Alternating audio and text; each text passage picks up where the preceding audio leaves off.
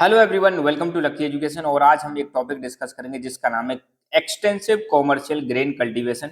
ये जो टॉपिक है आपका क्लास 12 की ज्योग्राफी बुक है, आपकी fundamentals of human geography chapter number 5 में दिया गया है। ठीक है, इससे पहले के सारे टॉपिक हम डिस्कस कर चुके हैं, तो आपको अगर देखने हैं तो वो आप देख सकते हो। प्ले लिस्ट आपकी गिवन है, वहां पर आप चेक कर सकते हो। तो शुरुआत करते हैं एक्सटेंसिव कॉमर्शियल ग्रेन कल्टीवेशन। एक एक वर्ड को हम मतलब यहाँ पे खोल के देखेंगे, पता चल जाएगा इसका मतलब क्या है। एक्सटेंसिव का मतलब है एक बहुत बड़े लेवल पर। तो यहाँ पर आपको देखने को मिलेगा जो लार्ज फार्म साइज कैसा होता है, फार्म खेतों का जो साइज होता है बहुत बड़ा होता है, नाम से पता चला एक्सटेंसिव। कॉमर्शियल का मतलब है यहाँ पे जो फसल है उसको एक ही पर्पज से बोया जा रहा है, प्रॉफिट ओरिएंटेड। यहाँ पर एक ही पर्पज है, जो फसल है उसको डायरेक्टली बेचा जाएगा, मार्केट में बेचा जाएगा। तो कॉमर्शियल वर्ड आ जाए तो मतलब ये मार्केट के लिए उगाई जा रही है। ग्रेन ग्रेन का मतलब है यहाँ पे फूड ग्रेन्स ग्रो किए जाते हैं। क्या ग्रे किए जाते हैं? फूड ग्रेन्स वाली क्रॉप्स ग्रो की जाती हैं, जैसे व्हीट, वार्ले, इन सारी चीजों को यहाँ पे ग्रो किया जाएगा। तो ये है हमारी एक्सटेंसिव कॉमर्शियल ग्रेन कल्टीवेशन। अब इंडिया की बात करें भैया, इंडिया कैसा देश है? इंडिया एक डेवलपिंग कंट्री है। अब डेवलपिंग कंट्री में आप सबको पता है पॉपुलेशन होती है बहुत ज्यादा, और जब पॉपुलेशन बहुत ज्यादा होगी तो फार्म का साइज होगा, जो खेतों का साइज होगा, लैंड होल्डिंग होगी वो स्मॉल होगी। तो इंडिया जैसे देशों में ये ज्यादा सक्सेसफुल नहीं है। तो ये वाली जो फसल है मेनली कहाँ की जाएगी? ये की जाएगी डेवलप्ड कंट्रीज में। कैसे कंट्रीज में? मोस्टली, अब ऐसा नहीं है हमारे यहाँ बिल्कुल नहीं करते, पर डेवलप्ड कंट्री में ज्यादा की जाएगी। क्यों? क्योंकि वहां पे पॉपुलेशन क्या है? पॉपुलेशन बहुत कम है। पॉपुलेशन कम है तो फार्म का साइज क्या होगा? ज्यादा होगा। और ज्यादा फार्म के साइज में इसको क्या किया जाता है? ग्रो किया जाता है। तो पहली बात तो ये है कि इस फसल को जहां पे पॉपुलेशन कम होती है वहां पे ग्रो किया जाता है। दूसरी बात ये कि यहाँ पर पॉपुलेशन का साइज क्या होगा? कम, फार्म साइज होगा ज्यादा। ठीक है। नेक्स्ट, यहाँ पर कैसी क्रॉप्स उगाई जाती हैं? यहाँ पर ओनली फूड ग्रेन्स को ही उगाया जाता है, जैसे व्हीट, बार्ले, इन सारी चीजों को ग्रो किया जाएगा। पॉपुलेशन का साइज कम होगा। अब बहुत बड़े लेवल पर आप खेतों में खेती अगर इसको क्रॉप को उगा रहे हो, तो आप सबको पता है जब ज्यादा बड़े खेत में उगाओगे तो हाथों से काम करना तो पॉसिबल नहीं है। तो इसलिए यहाँ पे मशीन्स का बहुत ज्यादा इस्तेमाल होता है, मैकेनाइजेशन बहुत ज्यादा जरूरत पड़ती है, हाई लेवल ऑफ मैकेनाइजेशन होता है। यहाँ पे सारा काम सोइंग से लेकर हार्वेस्टिंग, मोस्टली काम किससे किया जाता है? मशीनों से किया जाता है। जब आप मशीनों से कर रहे हो, बड़े बड़े खेतों में मतलब आप खेती कर रहे हो, बहुत ज्यादा आपको बीज की जरूरत पड़ेगी, हाई यील्डिंग वैरायटी सीड्स की जरूरत पड़ेगी, बहुत ज्यादा फर्टिलाइजर्स की जरूरत पड़ेगी। इसलिए ये कैपिटल इंटेंसिव है, बहुत ज्यादा पैसे की इसमें जरूरत पड़ती है। टेक्नोलॉजी इन्वेस्टमेंट में बहुत ज्यादा ध्यान देने की जरूरत है। तो ये हो गए कुछ basic basic point. Extensive commercial grain cultivation book में क्या दे रखा है वो हम सारी चीजें देखेंगे। पहली बात इन्होंने कह रखा है कि ये जो फसल है इसको प्रैक्टिस किया जाता है interior parts of semi arid lands of mid latitude. अब आपको पता है ये दुनिया है, दुनिया में यहाँ पे इक्वेटर है, और इक्वेटर ऊपर है ट्रॉपिक ऑफ कैंसर, नीचे है ट्रॉपिक ऑफ कैप्रिकॉर्न। इसके बीच में जो कंट्रीज आते हैं उनको बोलते हैं ट्रॉपिकल कंट्रीज। अब मिड लैटिट्यूड का मतलब है यहाँ पर जो कंट्री आ रहे हैं, टेम्परेट वाले रीजन में जो कंट्री आ रहे हैं वो आ जाएंगे जनरली मिड लैटिट्यूड में। ठीक है। और मिड लैटिट्यूड में आपको मैं बता दूं थोड़ा टेम्परेचर जो है कम रहता है कंपेयर टू ट्रॉपिकल एरियाज। तो मिड लैटिट्यूड वाले एरियाज मतलब जो थोड़े ठंडे हैं, वहां पर जमीन कैसी? Semi arid. वहां के भी अंदर वाले भागों में इस फसल को प्रैक्टिस किया जाता है।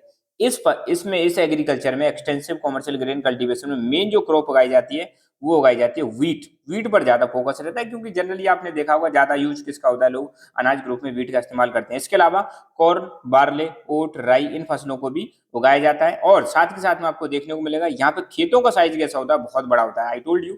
तो खेतों का साइज कैसा रहता है? क्योंकि एक्सटेंसिव वर्ड है, ये अपने आप में ही बता रहा है कि यहाँ पे फार्म का साइज जो रहेगा बहुत ज्यादा रहेगा। और यहाँ पे सारे के सारे ऑपरेशन, चाहे वो प्लोइंग हो चाहे हार्वेस्टिंग हो, प्लोइंग से लेकर हार्वेस्टिंग, सारे के सारे काम कैसे हैं? मैकेनाइज्ड। मैकेनाइज्ड का मतलब है ज्यादातर मोस्टली जो काम किए जा रहे हैं वो आपके मशीनों से किए जा रहे हैं। मतलब यहाँ पे लेबर की, ह्यूमन लेबर की रिक्वायरमेंट जो है बहुत कम पड़ती है, क्योंकि खेत का साइज बड़ा है यार, कब तक तुम मतलब लेबर से करवाओगे? तो इतने बड़े खेतों में लेबर से काम करवाना क्वाइट डिफिकल्ट है। ठीक है, कर सकते हैं, बहुत समय लगेगा और इतना ज्यादा फिर प्रॉफिट नहीं आ पाएगा। तो प्रॉफिट ओरिएंटेड है तो यहाँ पे बहुत ज्यादा लेबर की नीड रहती है। ठीक है। इसके अलावा आप देखो यहाँ पे मशीन जैसे एक नाम दे रखा है कंबाइन क्रू, एक कंबाइन क्रू यूज की जाती है, जो क्या करती है एक ही दिन के अंदर कई सारे हेक्टेयर जमीन को हार्वेस्ट कर सकती है, मतलब उसकी कटाई कर सकती है और उसको कूट भी सकती है। अब इसमें खास बात क्या है आपको देखने को मिलेगा, यहाँ पे यील्ड पर एकड़ कम रहती है। पर एकड़ तो यील्ड कम रहती है, पर एकड़ कम क्यों रहती है? क्योंकि यहाँ पे खेतों को इंटेंसिवली कल्टीवेट नहीं किया जाता। जैसे आपने देखा होगा ना, मतलब एक्सटेंसिवली कल्टीवेट नहीं किया जाता, बहुत कम, मतलब एक साल में एक बार या एक बार ही मतलब खेती की जाती है मेनली। एक तो इसलिए यील्ड पर एकड़ क्या रहती है, कम।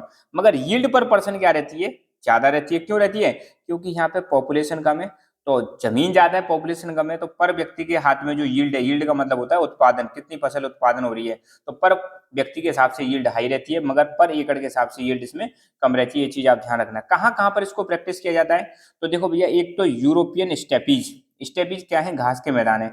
यूरेशियन, यूरेशियन मतलब यूरोप और एशिया, ये वाला जो रीजन है ना, ये वाला, इसको हम बोलते हैं यूरोपियन स्टेपीज, यहाँ पे ग्रो किया जाता है। दूसरा कैनेडियन और अमेरिकन प्रेरीज, ये वाला जो रीजन है इसको हम बोलते हैं कैनेडियन और अमेरिकन प्रेरीज, यहाँ पे ग्रो किया जाता है। पंपास ऑफ अर्जेंटीना, अर्जेंटीना में जो घास के मैदान है, ये रहा आपका अर्जेंटीना, इसमें उगाते हैं, तो ये हो गया Argentina. Welds of south Africa, यहाँ पर ये वाला जो रीजन है ये है वेल्ड्स ऑफ साउथ अफ्रीका, है ना, घास का मैदान है वेल्ड। डॉन्स, ऑस्ट्रेलियन डॉन्स, ये ऑस्ट्रेलिया, तो ऑस्ट्रेलिया में साउथ में इधर देखने को मिलेगा, ये हो गया ऑस्ट्रेलियन डॉन्स। और कैंटरबरी प्लेन्स ऑफ न्यूजीलैंड, यहाँ पर ये है आपका न्यूजीलैंड, तो यहाँ पर भी इसको ग्रो किया जाता है। तो ये 6-7 रीजन हो गए जहाँ पर एक्सटेंसिव कॉमर्शियल ग्रेन कल्टीवेशन की जाती है। एक बार फिर देख लो बड़े मैप में, एक बार यहाँ बड़ा करके दिखा रहा हूँ।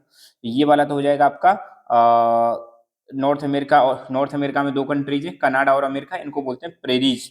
फिर आपको देखने को मिलेगा यहाँ पर अर्जेंटीना में यह है पंपास, साउथ अफ्रीका में यहाँ है वेल्ड, और ये यूरेशिया में ये है स्टेपीज, ऑस्ट्रेलिया में इनको बोलते हैं डॉन, और यहाँ पे न्यूजीलैंड जो है यहाँ पर बोलते हैं इसको कैंटरबरी, तो यहाँ पर इसको ग्रो किया जाता है। एक बार में अगर इसकी समरी देखें तो एक्सटेंसिव कॉमर्शियल ग्रेन कल्टीवेशन, पहली बात तो कॉमर्शियल टाइप एग्रीकल्चर है, मेन फोकस यहाँ पे प्रॉफिट कमाने पे रहता है, मेन फोकस इसको फसल जो उगा रहे हैं उसको बेचने पे रहता है।